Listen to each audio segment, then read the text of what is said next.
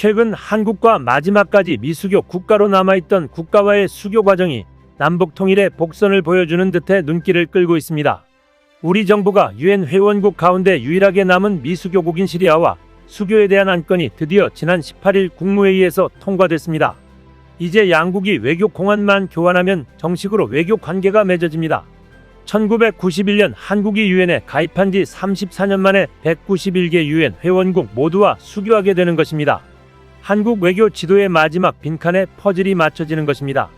한국 정도의 경제 강국이 시리아와 수교하는 게 뭐가 대수냐 할 수도 있지만 이번 수교는 사실 기적에 가깝습니다. 오죽하면 북한 형제국이라는 쿠바와도 수교를 했는데 시리아만큼은 미수교국으로 제일 마지막까지 남겨둘 수밖에 없었을까요? 시리아 수교는 넉 달 전인 작년 말까지도 가능성 제로였습니다. 시리아의 아사드 정권은 북한과 혈맹이었던 데다 2011년부터 내전 중인 상태로 한국과 수교를 생각할 겨를도 없었거니와 그럴 이유도 전무했습니다. 시리아와 이집트는 중동 전쟁에 참전한 북한과 혈맹인 두 아랍국입니다. 시리아의 아사드 대통령, 이집트의 무바라크 대통령은 북한 김일성과 호영우지하는 사이였습니다. 이집트가 북한과 대사급 관계를 맺고 한국과는 영사급으로만 관계를 제한하고 격상하지 않고 있던 것도 혈맹인 북한을 의식했기 때문입니다. 그랬던 이집트는 1994년 김일성이 사망하고 나서야 이듬해 한국과 대사급으로 외교관계를 정상화했습니다. 시리아는 그런 가운데도 한국과는 아예 관계를 맺지 않은 나라였습니다. 이집트 무바라크 정권은 미국과 영국 등 서방 세계와 가깝게 지내는 축에 속했지만 시리아의 아사드 정권은 칠러 친일한 성향의 반미 서방 진영이었습니다. 시리아는 김일성 사망 후 김정일 그리고 김정은과도 긴밀한 사이를 유지했습니다. 북한 핵기술 탄도미사일 화학무기까지 제공받을 정도였습니다. 그러니 한국이 수교를 위해 비집고 들어갈 틈은 좀처럼 없었습니다. 그런데 이런 시리아 아사드 정권 주변에서 이상한 일들이 연이어 벌어졌습니다. 2010년 12월 아랍국 튀니지의 한 과일 노점상 청년이 괴롭히는 단속반원들 때문에 못 살겠다며 분신 시위하는 일이 발생했습니다. 이 사건은 철옹성과 같은 아랍의 독재자들이 우수수 자진 사퇴하거나 축출되는 이른바 아랍의 봄을 불렀습니다. 수십 년간 쌓였던 분노의 가스가 작은 불씨와 만나 폭발했던 것입니다. 이에 튀니지에서 독재 정권의 퇴진을 요구하는 대규모 시위가 벌어져 장기 집권하던 벤 알리 대통령이 하야했습니다. 불길은 이웃한 아랍 국가들에 옮겨붙었습니다. 예멘의 살레, 이집트의 무바라크, 리비아의 카다피 같은 아랍의 철권 통치자들이 순식간에 비참한 최후를 맞았습니다. 부자 세습 독재 정권인 아사드의 시리아에도 퇴진 운동이 벌어졌는데 아사드가 군대를 동원해 무력 진압하면서 급기야 내전으로 비화했습니다. 아사드 정권은 시리아에서 소수 종파인 알라위파 기반의 정권입니다. 알라위파는 이슬람 시아파의 분파입니다. 그런데 시리아 국민의 다수는 수니파입니다. 수니파인 다수 국민은 알라위파인 아사드 정권을 무너뜨리려 했습니다.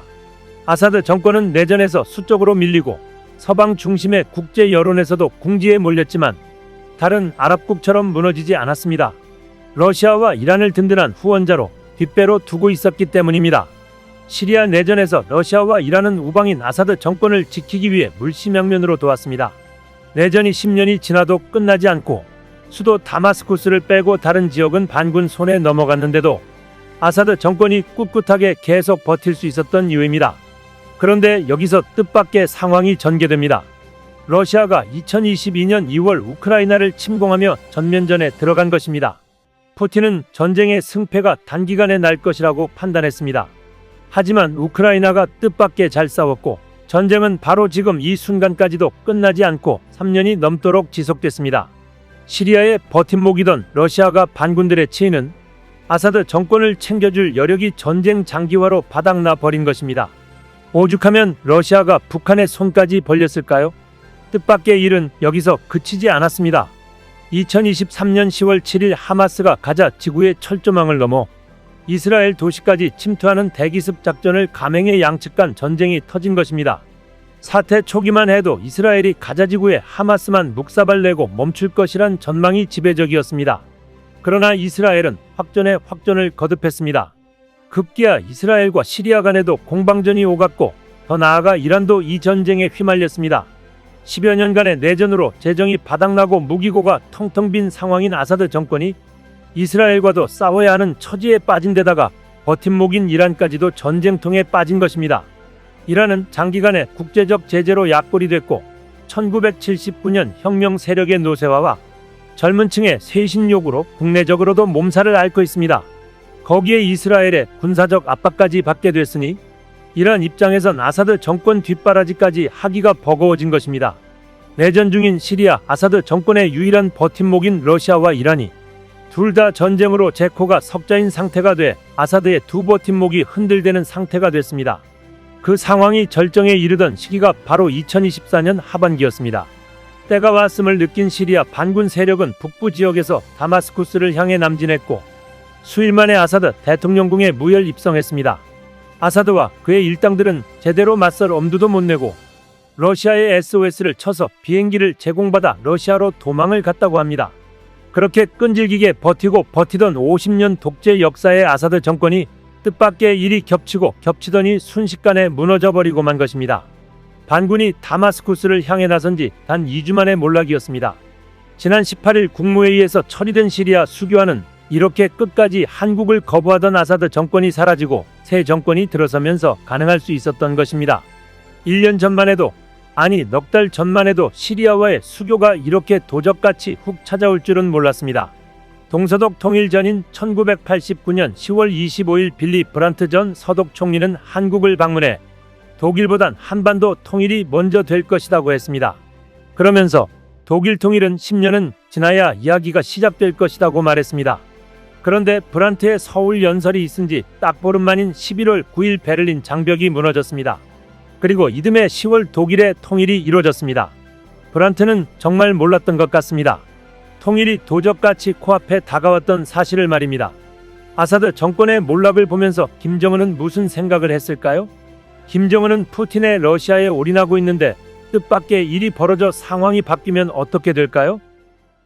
최근 북한 정세를 살펴보면 예사롭지 않은 상황이 이어지고 있습니다. 북한의 자유민주주의 정당이 들어선 것이 알려져 새로운 세력과 그 세력을 키워가는 정황이 포착되는가 하면 북한의 고위급 층들의 탈북이 이어지고 있기 때문입니다. 현재 상황을 두고 북한 붕괴론에 대한 1998년 CIA 보고서에 기반한 내용이 새삼 주목받고 있습니다. 남북 통일의 방식이 결국 북한 정권 붕괴로 그 결과를 맺어낼 것으로 예상되고 있습니다. 1998년 미 CIA는 북한 붕괴론에 대한 보고서를 발표했습니다. 보고서는 북한의 붕괴가 총 7단계로 이루어질 것으로 내다봤습니다. 첫 번째 자원 고갈, 두 번째 체제 유지에 필요한 세력에게만 배급, 세 번째 주민들은 독자적 생존 선택, 네 번째 독자적 생존을 탄압, 다섯 번째 주민들의 조직적인 저항, 여섯 번째 군대가 주변국으로 탈북, 일곱 번째 북한 정권의 붕괴 이후 한반도 통일이라는 시나리오입니다. 현재 북한은 이 중 다섯 번째 주민들의 조직적인 저항 단계에 진입해 있는 모양새입니다. 지난해 4월 북한에서 자유민주정당을 결성한 교사가 처형당한 것이 알려져 충격을 준 바 있습니다. 세계인들의 관심은 북한의 폐쇄적인 정권 속에서도 자유민주정당이 결성됐다는 점에 방점이 찍혔습니다. 그리고 최근 자유조선 또는 자유조선 계열이라고 추정되는 새조선이라는 단체에서 북한 내부 자유민주정당과의 연합을 선언한 것이 알려졌습니다. 새조선이라는 명칭을 가진 이 단체는 지난 5일 새조선 성명서를 발표해 세상을 놀라게 했습니다. 성명서를 조금 살펴보면 우리는 이 지구상에서 조선민주주의인민공화국 국호를 영원히 지워버리고 새 국호 조선의 건국을 자신있게 준비하는 평양의 비밀 자유민주정부이다. UN 가입국인 지금의 DPRK는 정상적인 국가가 아니다. 자유, 민주, 인권을 지향하는 정상적인 정부나 인민의 자유의사로 선출된 지도자도 없다. 수령 중심의 극소수 범죄 집단이 국토를 점령하고 전체 인민을 노예화한 수령 식민지일 뿐이다. 중략. 지난 몇 년 동안 우리는 각고의 노력 끝에 국제조직과 연대하는 데 성공했다. 국제조직은 우리가 긴급히 요청했던 해외 북한 인사들의 탈출을 도왔고 조선 내부의 소식을 밖으로 전달해줄 연락체계를 구축해 주었다. 우리 정부의 활동 마크는 전 세계인들과 함께 할 수 있는 영어 N자이다. 이는 새조선을 의미함과 동시에 김가세습 종식, 노삼킴, 노 김정은을 상징한다. 장담컨대 앞으로 조선 안팎에서 김정은 세 글자보다 더 강력한 상징이 될 것이다. 라며 자신들의 목소리를 세상에 내기 시작했습니다. 이를 통해 우리는 세 가지 사실을 알게 됐습니다. 첫 번째는 북한 내부 반공산당 지하조직이 결성되어 있다는 점, 두 번째는 해당 단체는 설립자가 처형당하더라도 와해되지 않을 정도의 조직력 및 인원이 있다는 점, 세 번째는 해당 단체는 외부와의 소통이 가능하며 외부 반북단체와 연계하고 있다는 점 말입니다. 최근 북한이 우리 내 제외 공간에 대한 테러 시도가 포착됐습니다. 정보 당국은 해외에서 이루어지는 엘리트층을 포함한 탈북민 증가를 북한의 테러 시도 배경으로 지목하고 있습니다. 국가정보원은 이날 해외 파견 북한인을 관리 감시하는 북한 공관 간부와 보위성 등 특수기관원들이 이탈 사고의 책임을 회피하기 위해 외부 소행으로 김정은에게 허위 보고하고 우리 공관원을 대상으로 보복을 기도하는 것으로 판단하고 있다고 했습니다. 이는 김정은이 신뢰를 주고 있는 몇 안 되는 조직 중 하나인 정찰총국에서 김정은에게 거짓 보고를 칠 정도로 상황이 안 좋다는 것을 유추할 수 있습니다. 사실상 6단계 군부대가 주변국으로의 탈북을 할 만한 기반이 조성이 되어 있다고 봐도 무방한 상황입니다. 중국마저 머지않은 날 대만에 대한 전쟁을 벌이게 된다면 북한이 믿고 있던 러시아와 중국 모두 전쟁의 여파로 북한을 지지해 줄 세력이 약해질 것입니다.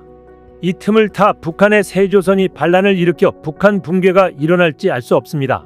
미래의 일은 신의 영역입니다만 혹시 모르니 이런 가정은 해두고 있어야 할 듯합니다.